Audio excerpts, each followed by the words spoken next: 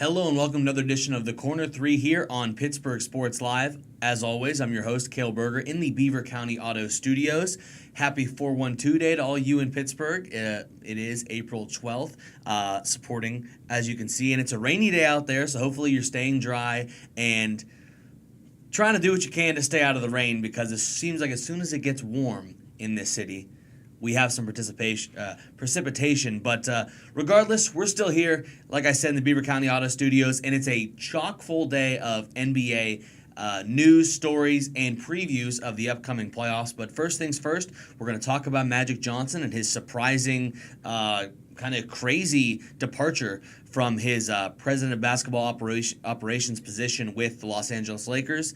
We're going to talk about two of the game's greats bidding a farewell in their final games over the past week here. And finally, we're going to preview the first opening round of the NBA playoffs as the matchups were set just over the last few days and the games kick off this weekend. But first things first, going to talk about Earvin Magic Johnson. He was the president of basketball operations for the Los Angeles Lakers and got a lot of credit for being the guy that recruited LeBron James to be, I guess, their guy to come to LA from Cleveland to be the new face of the Lakers.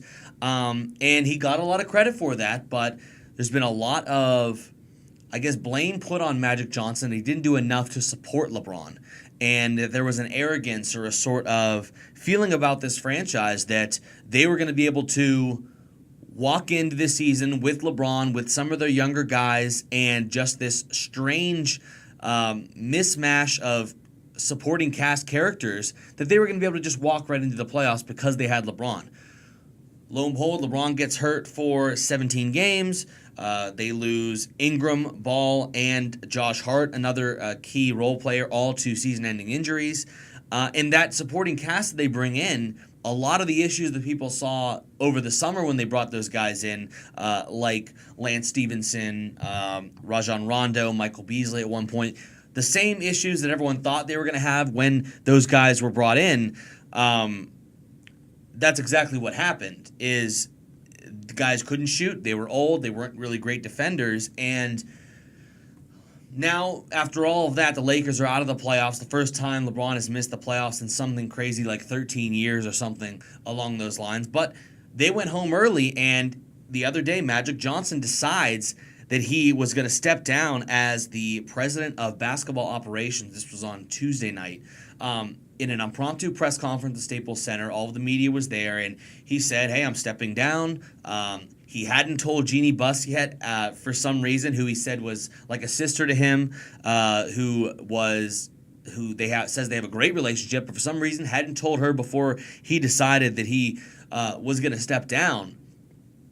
But told the media he wanted to get back to being Magic Johnson. He wanted to get back to being able to mentor players. He talked about Serena Williams asked him to be on her advisory board. He wanted to be able to be a part of that. He wanted to be able to tutor young players like Ben Simmons, or to congratulate guys like Russell Westbrook on getting that 20-20-20 stat line he got a few days ago. Or he said he wanted to be there for guys like Dwyane Wade in their final game, and I understand all of that.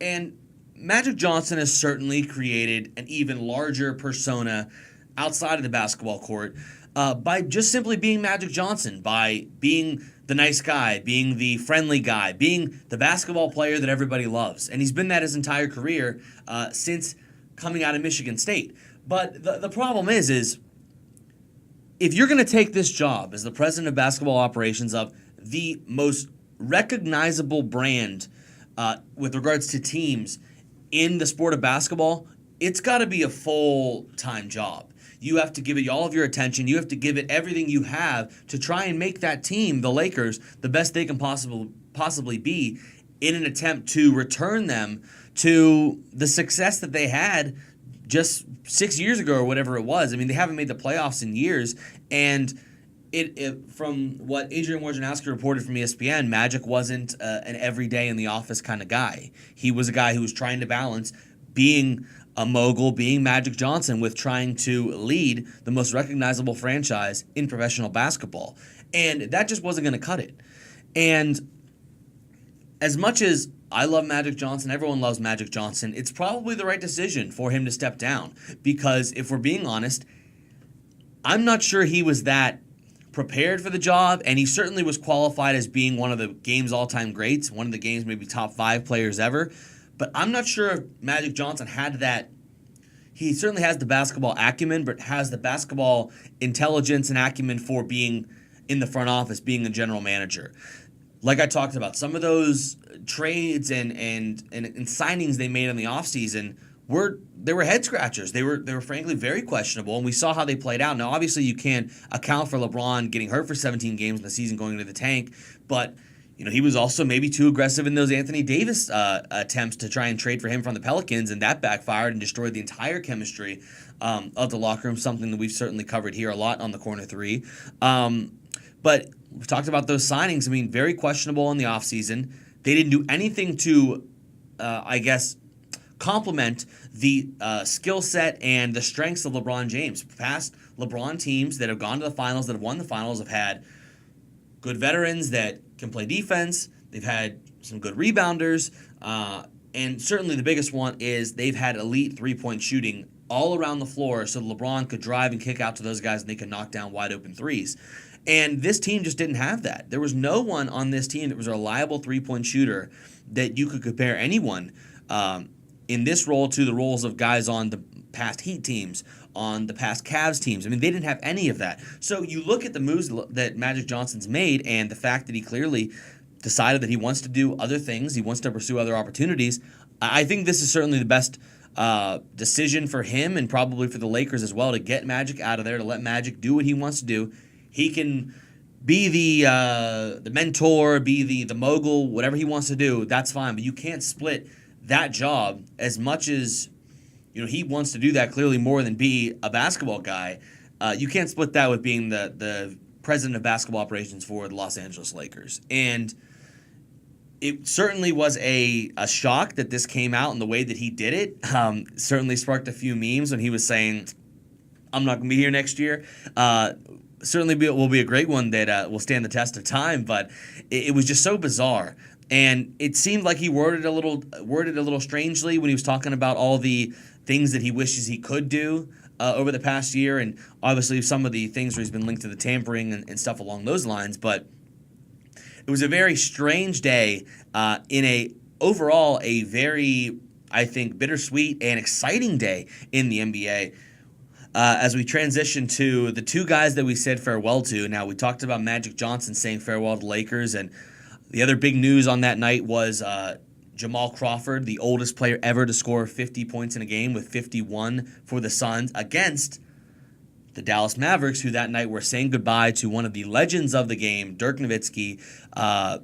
Could arguably go down as one of, if not the best international player ever. I mean, Hakeem is up there, Tim Duncan's up there. We forget that he was an international player as well. But Dirk is certainly in that top 3 and could very well be the best and most recognizable international player ever. And you look at Dirk's body of work, he's got that one title that he got in 2010, the first year where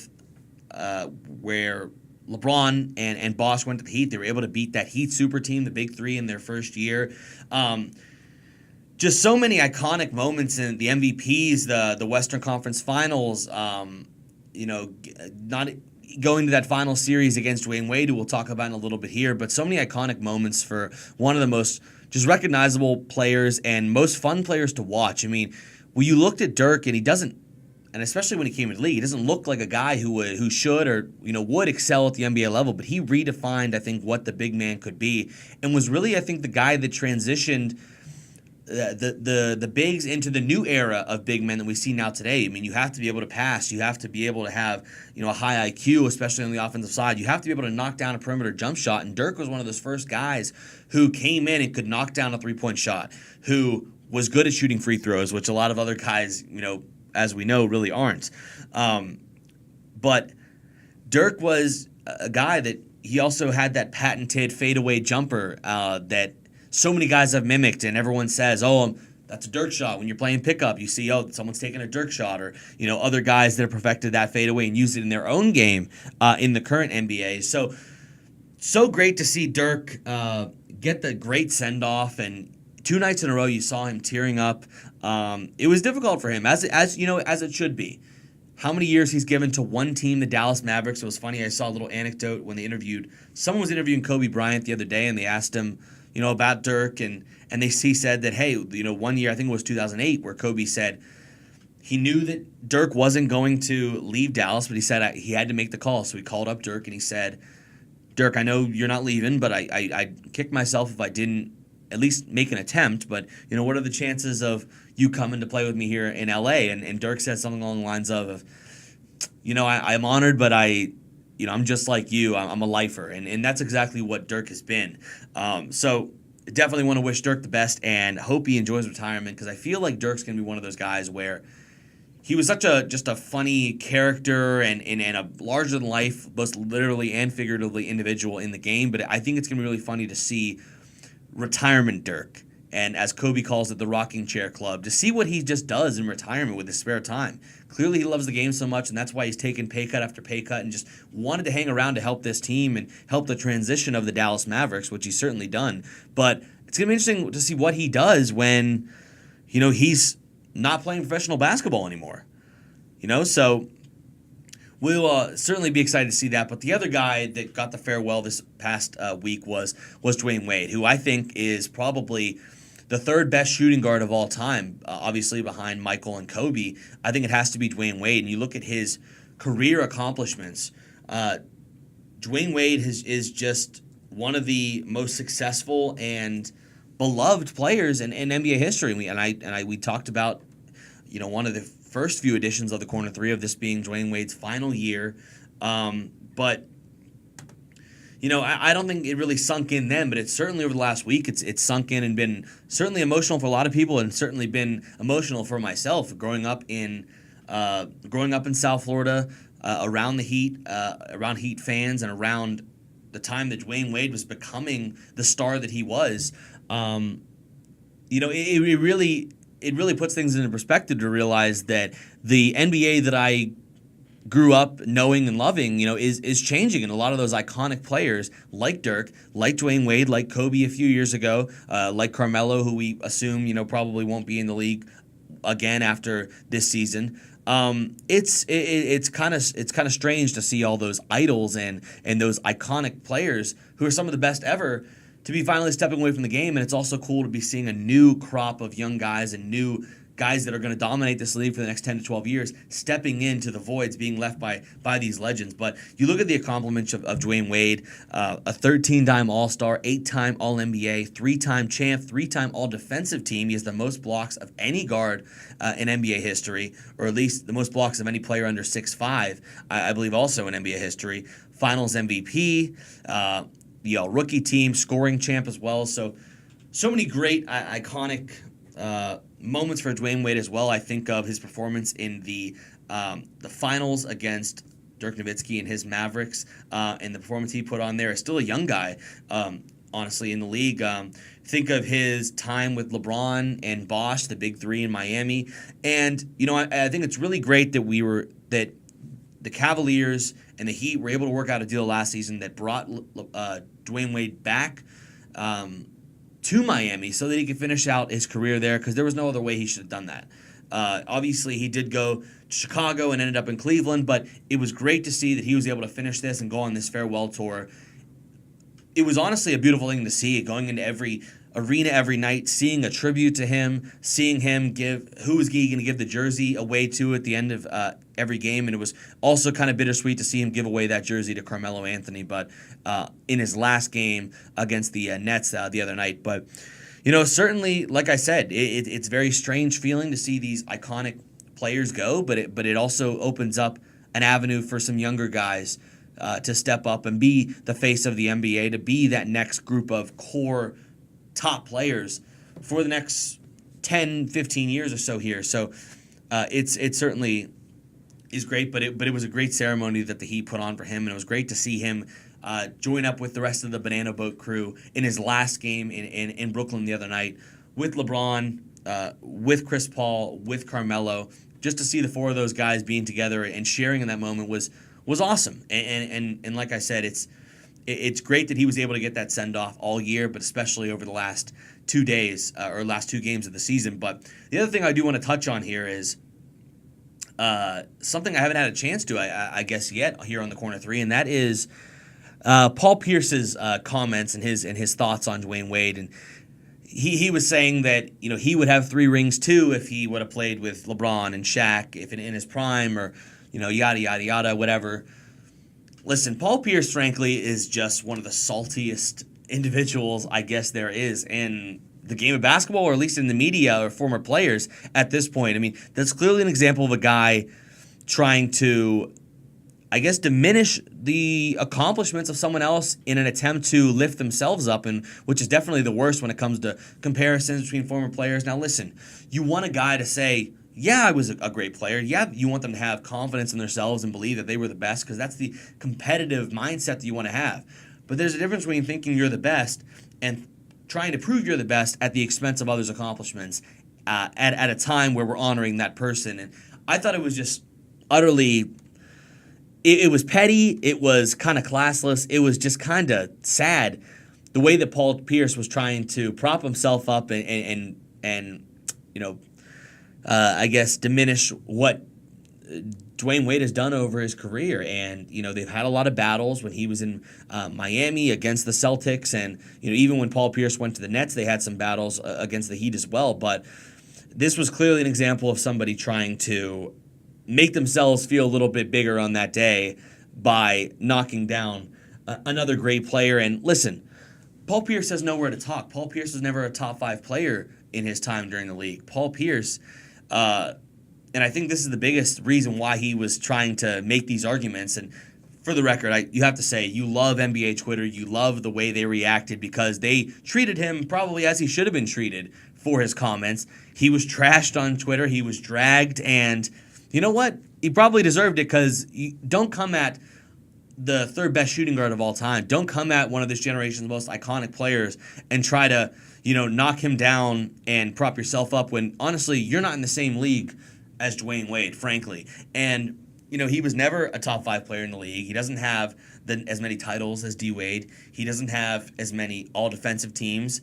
He doesn't have as many all-stars. So, miss me with that if you're Paul Pierce. But regardless, I just thought it was stupid on his part. He got trashed for it, and really the reason why he decided to do that, like I was saying, was it was because I think he's a little salty and jealous and upset that he didn't make the decision to retire at the right time, that he hung around and played on the lowly Wizards, that he decided to play on the last guy on the bench on the Clippers under Doc Rivers.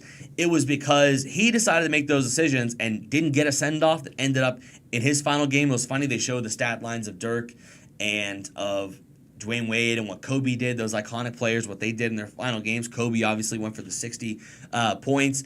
D-Wade and Dirk both went for 30 in their final games. D-Wade got a triple-double, but they showed up Paul Pierce's stat line. He got 0, 0, 0. 0 rebounds, 0 points, 0 assists. So maybe he's just a little upset with himself that he didn't decide to retire probably when it was right and going out on his own terms instead of hanging around, which if you know that your time is coming to an end, you should probably leave on your own terms so that the last memory people have of you isn't you being bad. And that's unfortunately what Paul Pierce has done. I think Melo maybe have waited a little too long, but he certainly has decided, I think, to realize, okay, I need to step away. But Paul Pierce didn't do that. And Paul Pierce is salty that a guy that was his rival, that was a guy that he had a lot of battles against, is getting this kind of a farewell, and he didn't get that because of his own decisions. So, you know what? If you ever see this Paul Pierce, forget you. Don't come at D-Wade, because D-Wade was clearly the much better player than you were over your entire career. And you shouldn't be knocking others down when they're being honored for their accomplishments to boost yourself up. That's frankly, they tell you that in kindergarten. They tell you that in preschool. But regardless, I just thought it was pettiness from Paul Pierce, and I had to get my thoughts out on it. But moving on, I want to talk about the opening round of the NBA playoffs. They're finally here, and this is what most casual fans wait around for all season is the NBA playoffs. They're waiting for the games to really matter, as people say, after an 82-game season. And I get that. I understand. This is, I think, one of the best playoffs in all professional sports, the NBA playoffs. I mean, I think they're exciting every year. You have the best players, the best teams. You have potential for some great individual performances. A lot of people, especially in this town of Pittsburgh, will tell you, no, it's a Stanley Cup playoffs. And, those are fine. But me personally, and I hopefully you, if you're a viewer of this, I mean, why else would you be watching an NBA video? But I hope you are also a fan of the NBA playoffs. And going to go down here and kind of break down all the matchups that we're going to see in this first round and kind of give my picks and my previews of how I think these series are going to go. First things first, let's start off in the Western Conference with the top seed Golden State Warriors going up against the 8th seed Los Angeles Clippers. The Warriors, they've had kind of a strange year. They've had more 20-point losses with 8 than they've had, I think, ever under Steve Kerr. Also, their I guess their margin of victory at home this season is like 6.6, where even 2 years ago or last year it was like 16 points they were winning by at home. So it's been a strange year. Part of it, I think, is them just every year they kind of realize more and more, like, we don't have to exert as much in the regular season because we're going to get to the playoffs and we're going to put on a show and we're going to demolish anyone we do. And that's certainly what they've done outside of 2016 against the Cavaliers.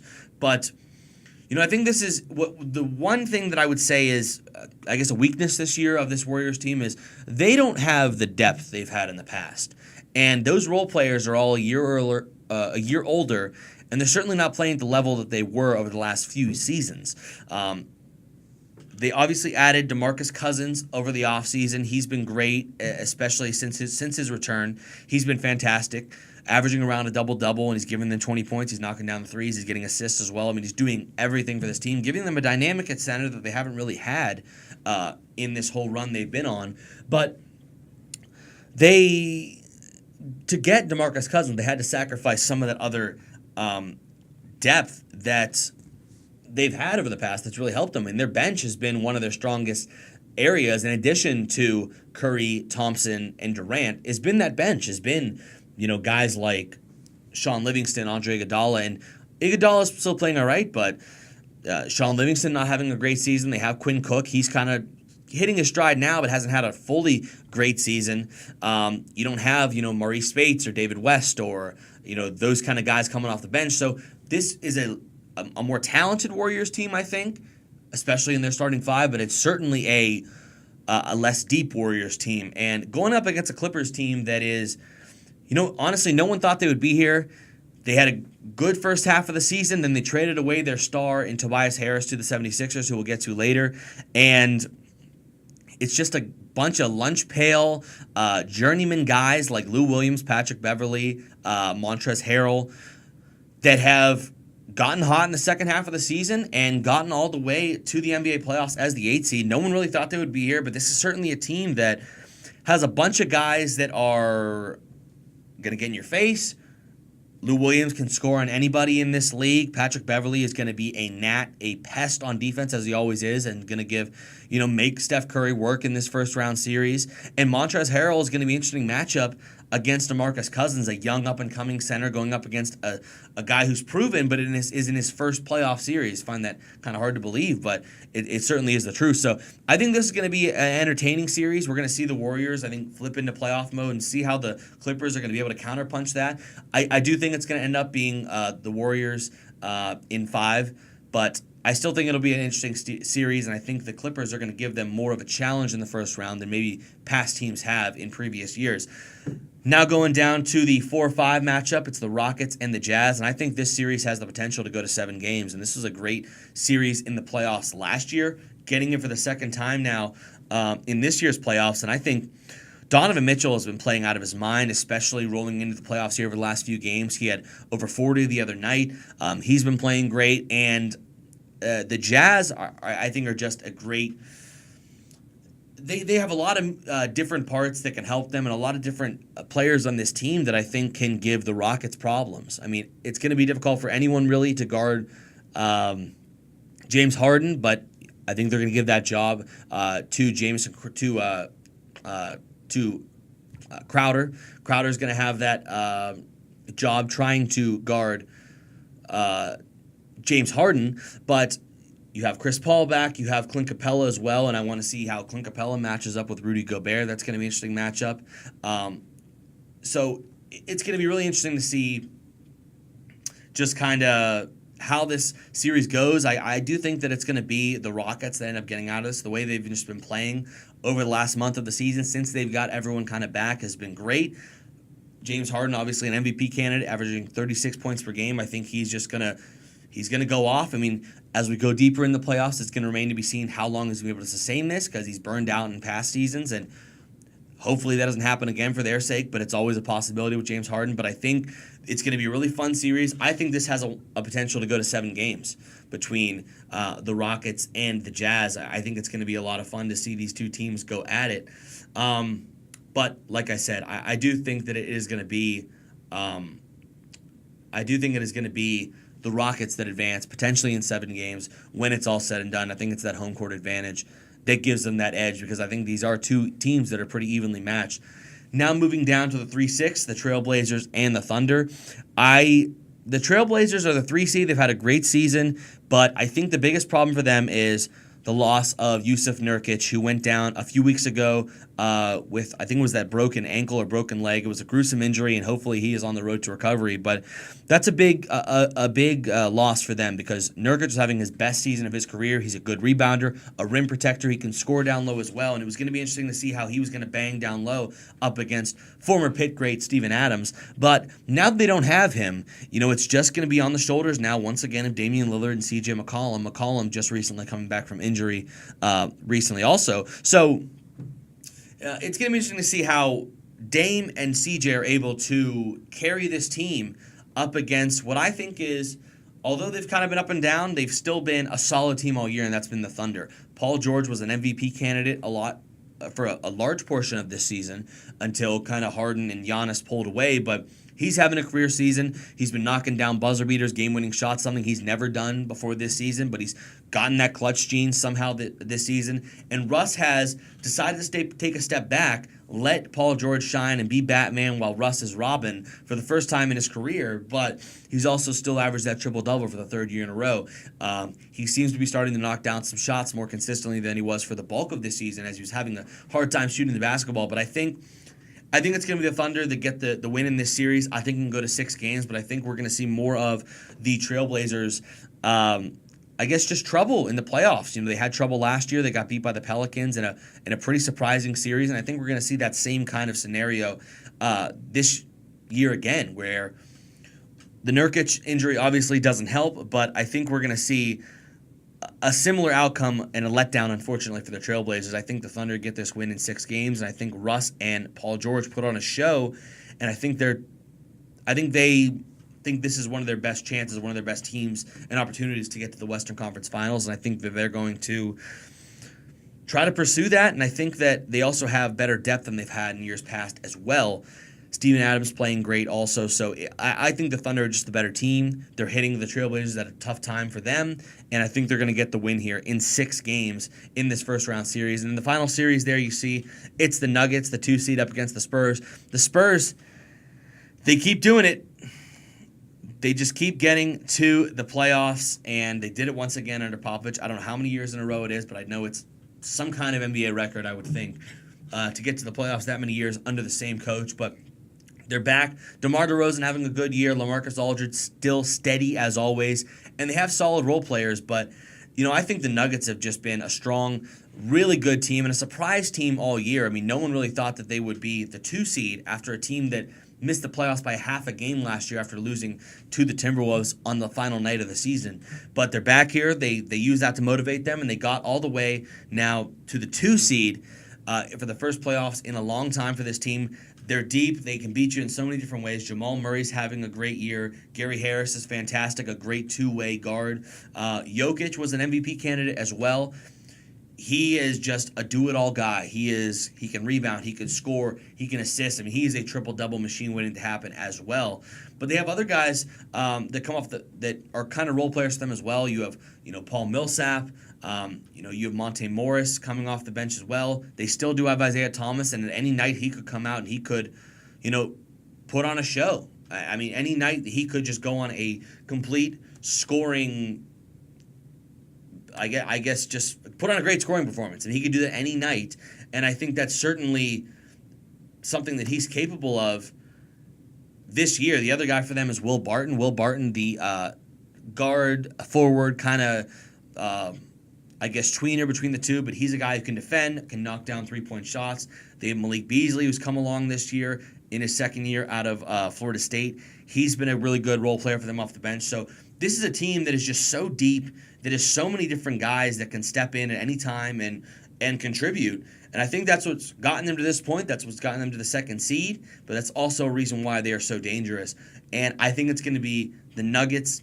I'm going to say Nuggets in 6. I don't think the Spurs are going to go down in a gentleman's sweep. I think they're going to at least get 2 games, maybe one on the road, maybe one at home. But I honestly do think the Nuggets just have too much and are going to advance to the conference semifinals. So it's going to be the Warriors, it's going to be the Rockets, it's going to be the Thunder, and it's going to be the Denver Nuggets coming out of the first round in the West. Now over to the East.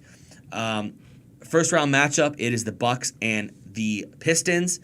The Pistons are a team here that barely got in. They were kind of in a competition there at the end of the season with the Hornets and the Heat to get in to the playoffs, but they're able to get that final spot on the last few days of the season. Now, a tough matchup in the first round against the Bucks, and I think the Bucks are going to take this one in a gentleman's sweep, 4-1, 5 games. Giannis is going to be the MVP, I think, and they have just been one of the best teams all year in the NBA. I mean, they had the best record, the only team to win over 60 games. I mean, everyone still knows that it's the Warriors who are the best, but they were the team with the best record, with the best player in the conference on their team. And I think the Bucks are just going to be too much for Detroit to handle. Even though Blake Griffin and Drummond have both had stellar years for them, they really don't have much of the guard spots, not much off the bench. And you can't beat a strong team with just, 2 twin towers down low in Blake Griffin and Andre Drummond. I mean, that's not enough to beat them, especially with the depth and the supporting cast around Giannis, with Brook Lopez shooting his best career percentage and making the most threes of his career from three-point range. Eric Bledsoe can always go out and give you, 20 and 10 if he needs to on any given night. George Hill, reliable backup point guard. They've added some shooting now, and they have another all-star in Chris Middleton who's having a great year too. So I just think the Bucks are going to get the gentleman's sweep, 4-1, with the win over the Detroit Pistons in this first round matchup.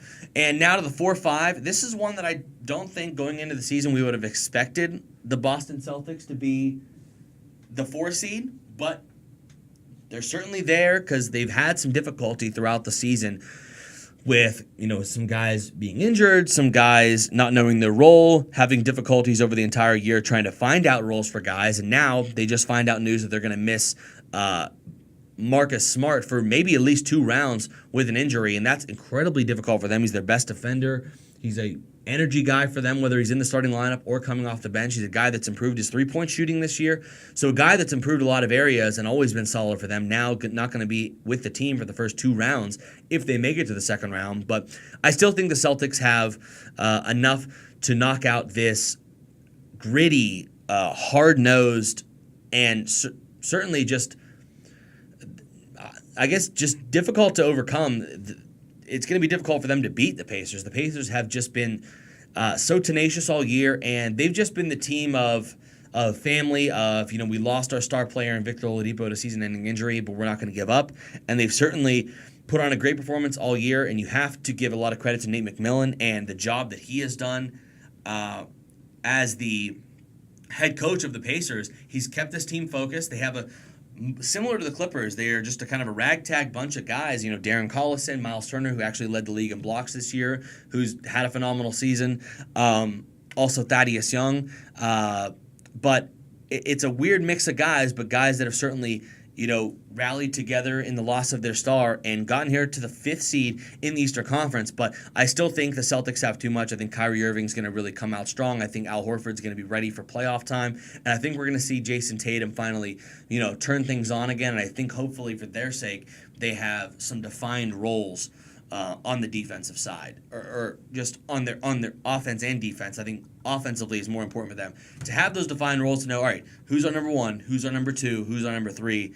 That's certainly been a struggle for them to figure that all year, and I think hopefully now, for their sake, that they are able to figure that out, and I think they will, and get them moving on to the second round to face off against the Milwaukee Bucks. And I think that Boston-Indiana series goes 6 games. I think Boston is able to win the series, but I think the Pacers are able to get maybe the 2 games at home. Honestly, I think they'll be able to grab, or at least 2 of the games at home. Moving on to the 3-6, we have the Sixers and the Nets. The Nets here for the first time in forever, and just an incredible job that they've done being able to rebuild this team without having high draft picks. All of their draft picks for, it seems like, the last 6 years have all gone to the Boston Celtics, but they've done a really incredible job of still building this team without having those high draft picks. Getting D'Angelo Russell from the Lakers, one of the other big mishaps of Magic Johnson's tenure as their president of basketball operations. But he was a first-time All-Star, and they have Karis LeVert back from injury. They have just another one of these strange cast of characters, but they have a defined star in D'Angelo Russell, who's having a career season and is willing this team to the playoffs. You saw how excited he was to be in the playoffs for the first time. But they're going up against a Sixers team that I think is the most talented team in the Eastern Conference. I think they're going to end up in the finals.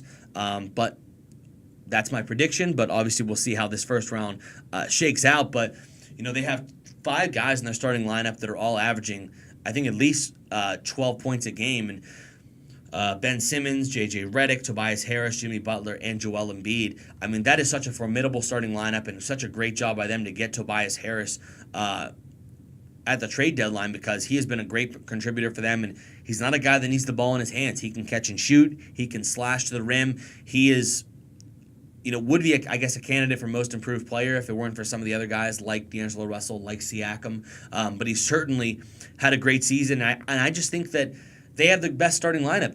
They're the most talented team now in the Eastern Conference, and I think they're going to make short work of the Nets. I honestly think this one could be a sweep, unfortunately for them. I think it's going to be a great matchup to see Jarrett Allen go up against Joel Embiid. 2 great rim protectors, but I think Joel Embiid is going to get the better of them, and I think that the Sixers are going to get the sweep of the Brooklyn Nets and end their story, but don't be too down on the Nets. I mean, they're going to be back here for the next few years. I mean, this is just the start of this Brooklyn team turning things around, and there are going to be more playoff appearances for them in the years to come. So, going to take the Sixers in a sweep. And then, final matchup of the first round, we have Toronto and Orlando, the 2-seed, 7-seed matchup. And I got to be honest, another surprise team in Orlando. Didn't think that they were going to be here in the playoffs, but they certainly did enough to do that.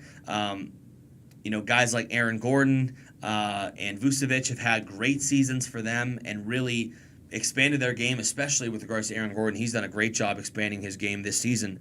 But you look at Toronto, and they have Kawhi Leonard, they have Siakam, they have now Marc Gasol as well. I mean, they are a very interesting group of players, but Kawhi Leonard's a top 5 player. He's had a great season. He's still, I think there's a good chance he ends up staying in Toronto this summer, so I think he's going to go all in for this playoff push. The key for them is Kyle Lowry. Kyle Lowry over the last few years has been absolutely, just abysmal in the playoffs is the only way to put it. I mean, he has been just awful, especially in the Eastern Conference Finals last year against the Cavaliers and LeBron. I mean, he has not been able to shoot the ball, had some really poor performances. He's frankly just not shown up. And I think the big key for Toronto is you're going to get what you're going to get from Kawhi. I think Siakam, who's probably going to win Most Improved Player, or he's going to be up in consideration with D'Angelo Russell. He's going to have a great series, I think, against the Magic.